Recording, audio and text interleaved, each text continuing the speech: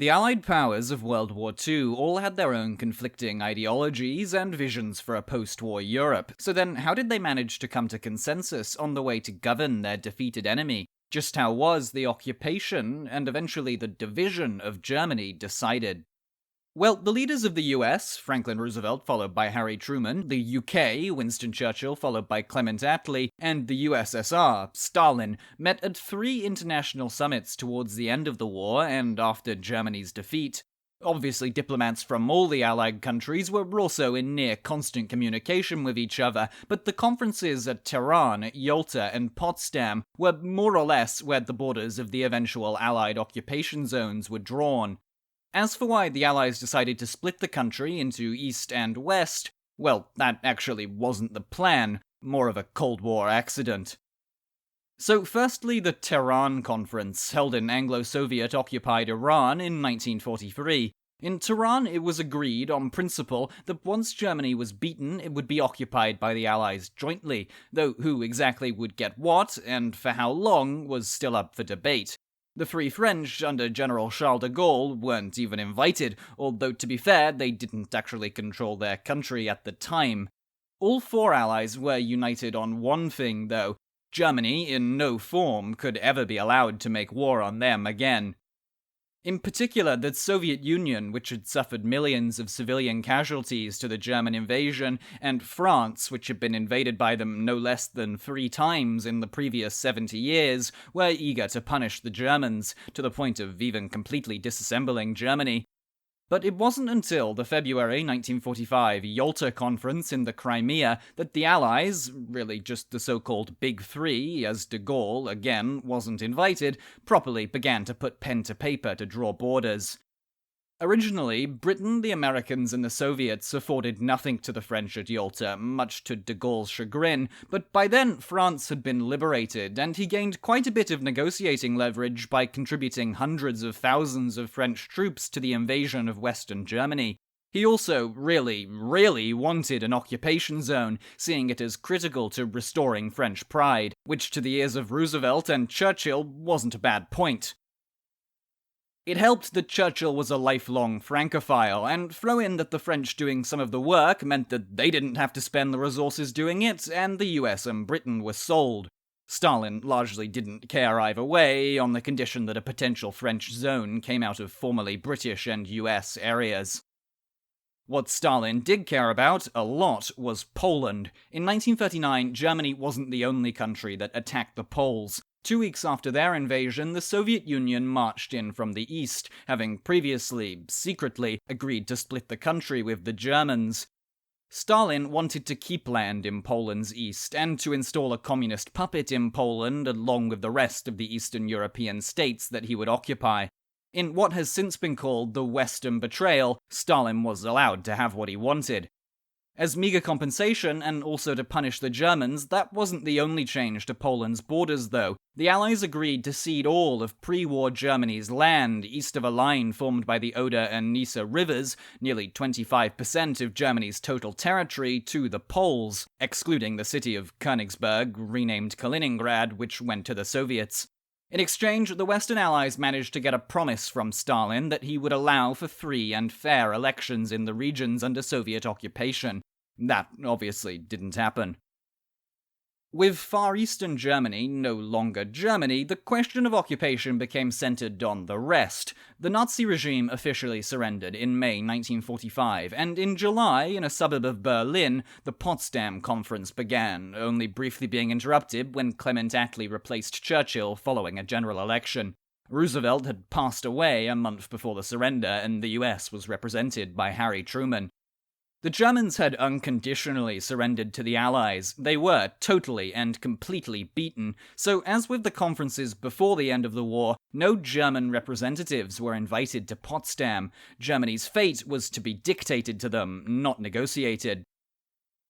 3 key principles for the occupation were set out at Potsdam by the Big Three: the demilitarization, denazification, and the democratization of Germany. As agreed at Yalta, there would be 4 occupation zones, each under the control of a different power's military. The capital, Berlin, though it was fully within the Soviet zone, would be divided up in the same way. Each of the Allies then further subdivided their zones into different semi-autonomous states or Länder that could act as go-betweens for the occupied German people and Allied commanders-in-chief. At the Potsdam Conference, the Allies called specifically for cooperation in governing Germany through the Allied Control Council, a board of senior military figures from each nation that acted as Germany's highest level of government. The German economy was also supposed to be kept cohesive. Did that happen? No.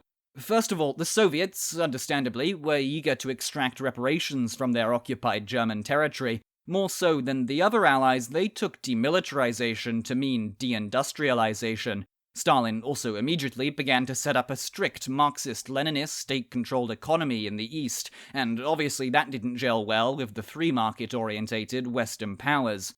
Foremost among them, the US launched the Marshall Plan in 1948, which sent billions of dollars of aid to rebuild ruined European economies, and some undamaged ones as well. Soviet-occupied Germany, as with the rest of the states under the Soviets' influence, was barred by Stalin, through his foreign minister Vyacheslav Molotov, from accepting the funds, Molotov being the same guy who back in 1939 made the deal to split Poland with the Germans. It didn't help the German economy that Allied air forces had been working to flatten Germany for years before the surrender, and that the Nazis had fought to the bitter end, even conscripting the young and elderly in defense of their doomed regime. Starvation was a serious concern for the first few years after Germany's defeat. The currency was basically worthless, and on top of all that, the Control Council had to figure out what to do with some 12 million German refugees expelled from the East. But economic fracturing and new Cold War ideological divides weren't the only reason that Germany ended up being broken in two. Here, de Gaulle becomes much more important to the story. Having not been invited to any of the summits, he retaliated by opting to pick and choose what Allied resolutions France would implement. The French, perhaps even more so than the Soviets, who at least on paper agreed that Germany should remain whole, wanted the country split into as many weaker states as possible. Ideally for them, the Länder might have become fully separate countries. In particular, though, the French wanted control over the economically vital Saarland and the Ruhr Valley, which contained much of Germany's industry and coal reserves.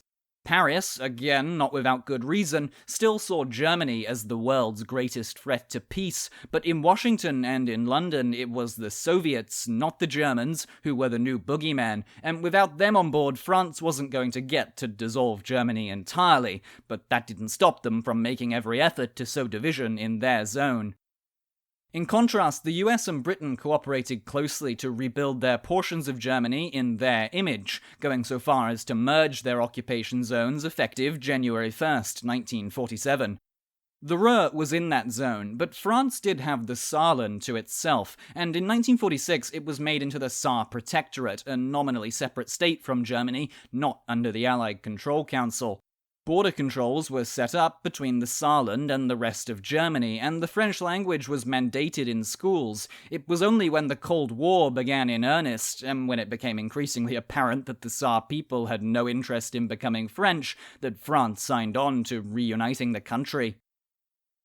June 1948 saw the first crisis of the Cold War. In response to the unification of the British and American zones and their creation of a new currency, the Deutschmark, the Soviet Union blockaded the Western-occupied parts of Berlin in a thinly veiled attempt to starve the city into submission. From that point onwards, it was clear, if it hadn't been before, that the former Allies' hostility to one another was going to be too much to overcome. The blockade didn't work out for Stalin, as the US and Britain flew in supplies around the clock to West Berlin for over a year, but it did see the Joint Allied Control Council be effectively abolished. By then, the Iron Curtain had very much descended. In that context, the French relented and allowed their Länder to join with the American and British ones, first economically in 1948 to form Trizonia, and then in 1949 to form the Federal Republic of Germany. Each of the now Bundesländer of West Germany retained partial sovereignty, in a similar fashion to, say, the states of the US. In response, the Soviets set up their own country in the east, the German Democratic Republic, under the Socialist Unity Party of Germany. Both Germanies claimed to be the legitimate government of the whole country, though, and neither formally recognized the existence of the other. Contrary to its name, the GDR, or East Germany, was a communist one-party state that took marching orders from Moscow. It described itself as a workers' and peasants' state, which meant that its economy was centrally planned, autocratic, and inefficient. It was incredibly common for East Germans to flee west. Why? Well, because West Germany and West Berlin became a democracy at both the state and federal levels. West Germans elected Konrad Adenauer as their first chancellor, and in 1951 the West became a founding member of the European Coal and Steel Community, a predecessor of the modern EU. It reincorporated the Saarland in 1957 when the French finally gave up on the place.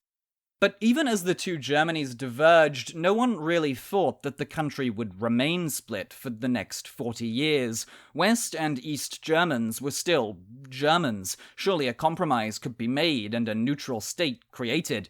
Not in the context of the Cold War. It would take until the people of Eastern Europe's widespread rejection of communism and Soviet domination in the late 80s for the German nation to become whole once again.